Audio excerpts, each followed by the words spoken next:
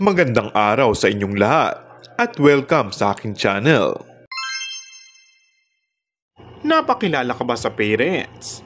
Ito ang tanong ng It's Showtime host na si Vice Ganda sa kanyang co-host na si Kim Chu.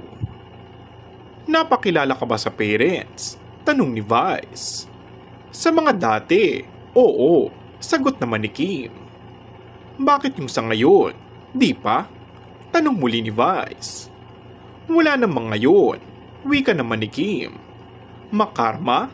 Mabawasan ang endorsement? Hirit pa ni Vice at natawa na lamang si Kim. Tuwang-tuwa naman ang mga Kim Po fans dahil talagang isa si Vice Ganda sa mga nagbubuking sa tunay na estado ngayon ng kanilang mga idolo na si Kim at Paolo. Sa wakas nga daw ay kumpirmado na napakilala na ang aktres sa pamilya ng aktor na si Paolo. Pasado na si Kim sa pamilya ni Paolo. Kumalat kasi kamakailan na dumalaw ng aktor kasama si Kim at naipakilala na ang kanyang magulang at mga kapatid. Maayos nilang tinanggap si Kim at walang kumontra. Hindi na rin sila magtataka kung mauuwi sa magandang relasyon ng lahat.